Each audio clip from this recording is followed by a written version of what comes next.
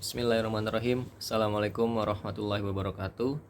Perkenalkan, nama saya Angga Nur Fardiansa. Pada video kali ini saya akan sharing mengenai materi gambar teknik. Di dalam dunia teknik terdapat istilah namanya gambar teknik.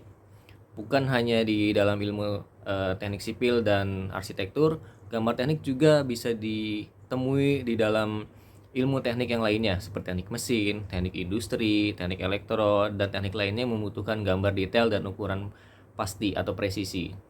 Tetapi di sini saya akan memaparkan gambar teknik di bidang arsitektur dan teknik sipil. Apa sih definisi dari gambar teknik?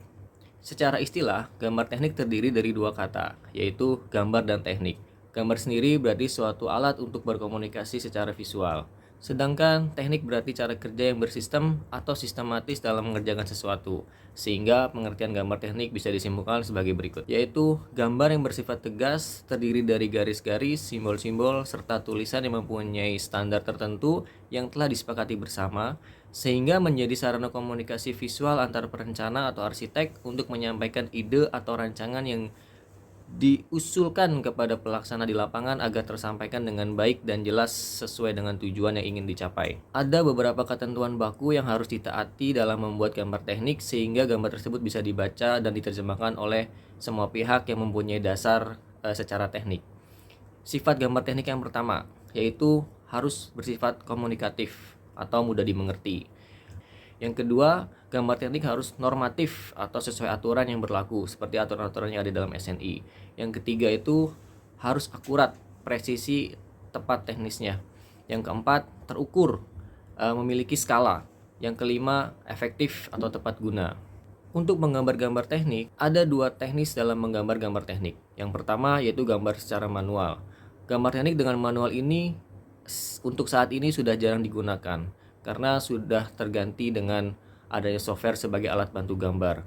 Tetapi baik untuk diaplikasikan ke mahasiswa baru agar keterampilan menggambar mereka bisa terasah dengan baik dan bekal gambar manual bisa digunakan untuk kondisi-kondisi tertentu yang tidak memungkinkan untuk membuka komputer. Yang berikutnya, yang kedua adalah gambar teknik menggunakan software. Ada banyak sekali software yang bisa digunakan untuk menggambar kerja atau gambar teknik. Yang paling umum adalah menggunakan software AutoCAD yang banyak diajarkan di STM atau di perkuliahan. Lalu yang berikutnya ada dengan menggunakan Revit. Software ini juga sering digunakan karena bisa menggunakan 3 dimensi sekaligus 2 dimensinya.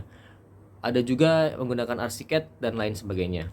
Usahakan kita dapat mahir di salah satu software tersebut. Menguasai satu software dengan mahir lebih baik daripada menguasai banyak software tapi setengah-setengah.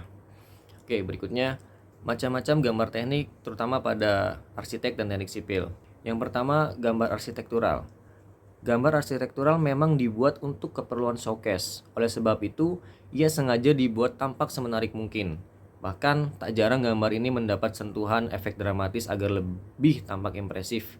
Tujuannya tentu agar menarik perhatian dan menunjukkan pesona dari arsitektur itu sendiri. Yang kedua adalah gambar DED atau Detailing Engineering Design. Gambar yang menyangkut detail desain, hal ini mencakup detail ukuran, bahan, pemasangan, bentuk, dan lain sebagainya. Gambar ini digunakan untuk pelaksanaan di lapangan. Gambar DD sendiri dibagi menjadi 5. Yang pertama, gambar denah, gambar potongan, gambar tampak, gambar set plan, dan yang terakhir gambar layout. Apa sih pengertian dari masing-masing gambar tersebut? Yang pertama, gambar denah. Denah adalah tampak atas bangunan yang seolah-olah dipotong secara horizontal dari titik lantai 00 bangunan tersebut. Bagian atas bangunan yang terpotong dihilangkan sehingga bagian lantainya yang terlihat. Level ketinggian ditentukan oleh arsitek, sehingga nantinya dalam gambar denah terlihat potongan dinding, potongan bukaan pintu, dan jendela. Sehingga nantinya dalam gambar denah terlihat potongan dinding, potongan bukaan pintu, jendela, ketinggian lantai, dan dimensi atau ukuran ruangan. Fungsi denah sendiri antara lain untuk menunjukkan fungsi ruang, susunan ruang, sirkulasi ruang, dimensi ruang, letak pintu dan bukaan, isi ruang, fungsi utilitas ruangan, dan letak kolom. Yang kedua yaitu gambar potongan. Gambar potongan adalah gambar dari suatu bangunan yang dipotong vertikal dan memperlihatkan isi atau bagian dalam bangunan tersebut. Bagian bangunan yang dipotong serta arah pandangnya disertakan dalam denah agar gambar keseluruhan dapat dibaca secara komprehensif. Fungsi potongan antara lain untuk menunjukkan struktur bangunan, termasuk fondasi, kolom, sulus balok, dan atap, dan dimensi tinggi ruang. Yang ketiga yaitu gambar tampak. Gambar tampak adalah wujud luar fisik bangunan yang tampak secara dua dimensi. Gambar tampak dapat digambar secara plan atau ditambah efek bayangan untuk mempertegas dimensi atau maju mundurnya bidang pada bangunan. Arah pandang untuk gambar tampak sendiri tidaklah pasti. Bisa disesuaikan arah mata angin atau view tertentu seperti tampak dari danau, tampak dari jalan raya, dan sebagainya. Selain itu, bisa juga hanya dinamai seperti tampak A, tampak B, dan seterusnya.